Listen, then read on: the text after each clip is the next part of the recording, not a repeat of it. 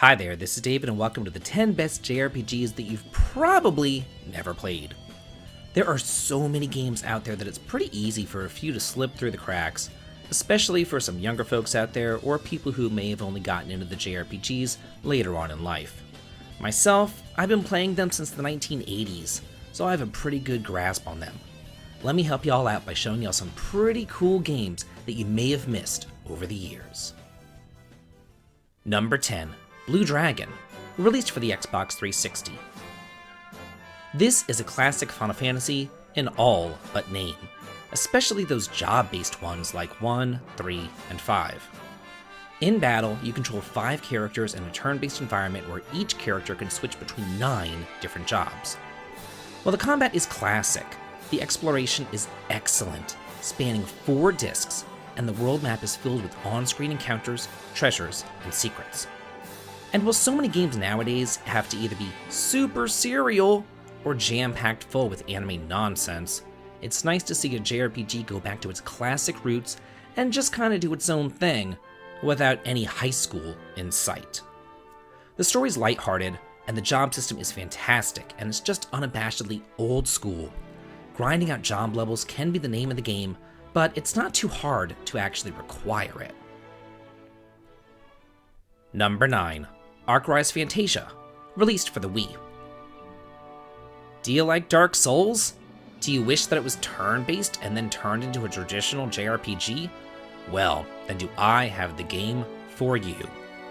Normally, I don't really like difficult games, but this one is special, and so is the voice acting.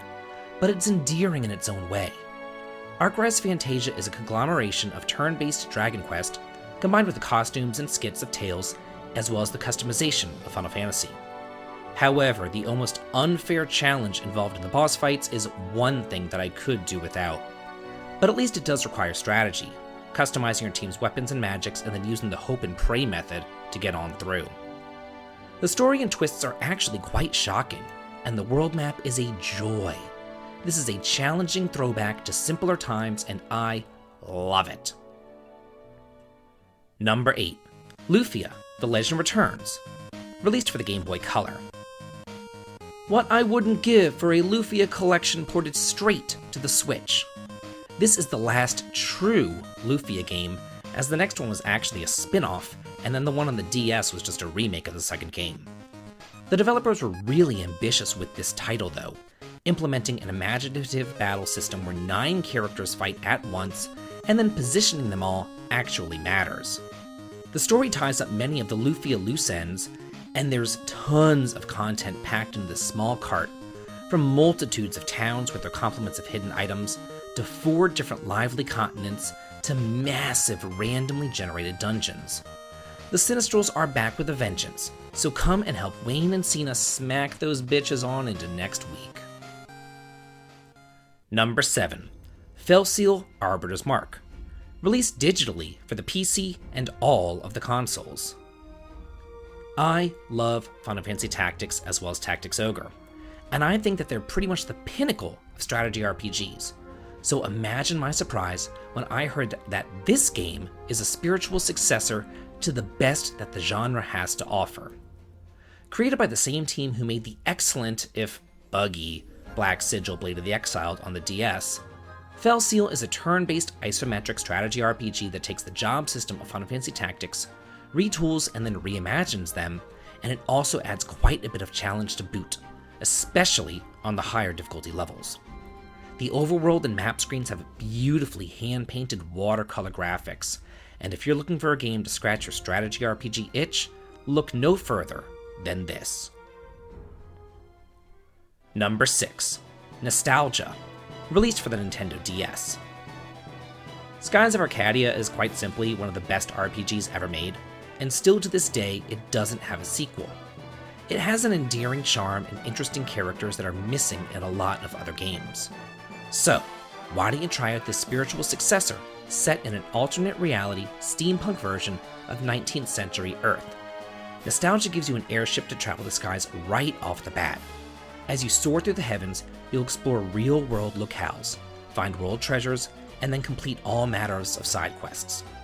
Additionally, this is a traditional turn-based JRPG with an expansive skill tree system to customize your characters as well as your airship to your heart's desire. Not only does your party fight in battle, but there are also massive one-on-one airship campaigns to struggle through as well.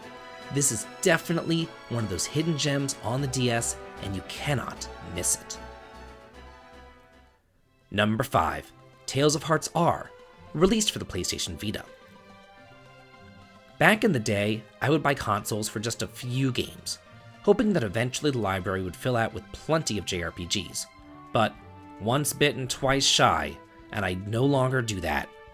Tons of Vita games have been ported to other systems or the PC over the years, but not this lost Tales game, which really is a shame because it's actually one of the best in the series, following the super sheltered but wide-eyed and bushy-tailed Core, who leaves his village for the first time and stumbles into Kohaku, who pretty much immediately loses her soul and her emotions, so of course he has to help her.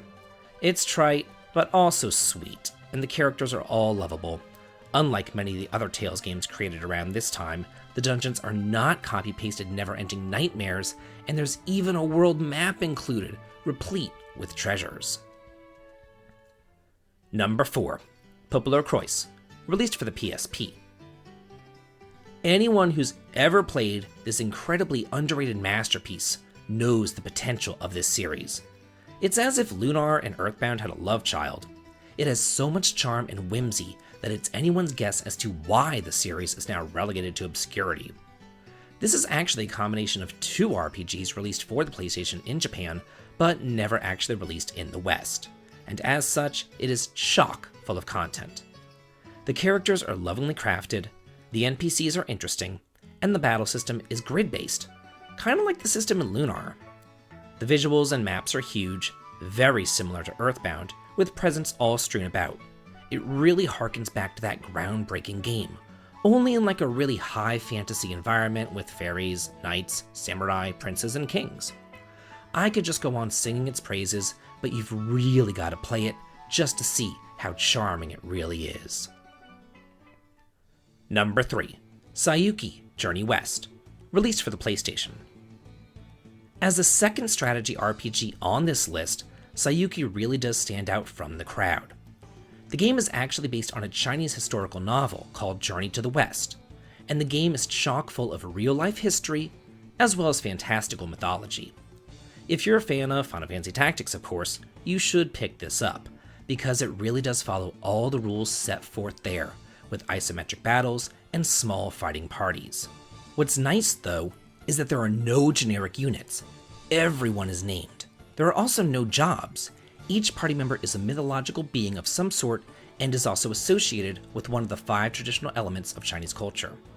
It's kinda nice to see a strategy RPG actually break away from that whole buy units, have permadeath, and job classes mold.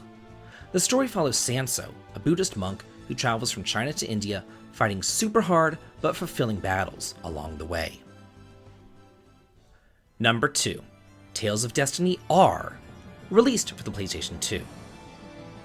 The original Tales of Destiny was actually my first experience with the series, and it was a bit rough around the edges, and that's being nice. But it seems that Namco knew this too, as this is one of the few games in the series that actually received a remake, though it was only released in Japan. However, it's been translated into English and it's easily playable through emulation. There is a ton of improvements added. It's not just a graphical overhaul. Everything is upscaled beautifully. You can customize your character stats rather than just relying on level ups, and if that wasn't enough, you can play as Stan, but there's also a whole separate Leon path too. This is the definitive way to play this game, and I cannot wait for the sequel to also be translated. And number 1, God, released for the SNES. Here we have a fantastic Earthbound-inspired fan-translated JRPG which takes place in modern-day Earth after an alien attack destroys the planet. Think Earthbound, but if Gigas actually won. You first traverse Japan, then Asia, and then eventually the rest of the world opens before you.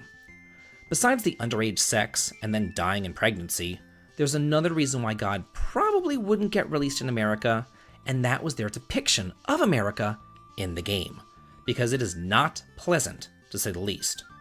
While the rest of the world is suffering under alien rule and subjugation, the Americans are actually flourishing, because they decided to screw over everybody else and actually sign a peace treaty with the aliens.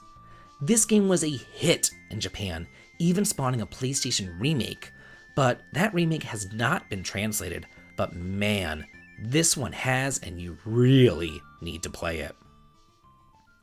Well, that's it for the 10 best JRPGs that you've probably never played. Let me know if you think that there are any out there that I may have missed, and then maybe I'll include them in a part 2. This seems like a pretty fun series that I would like to continue. And if you like this video and what I do here on the channel, please consider supporting me on Patreon for exclusive videos and early access to my content, heading on over to Twitch for some streaming fun, or coming over to my Discord to chat and hang out. The links to them all can be found in the video description. This has been David, and if you like this, please like, comment, and subscribe, and have a good day.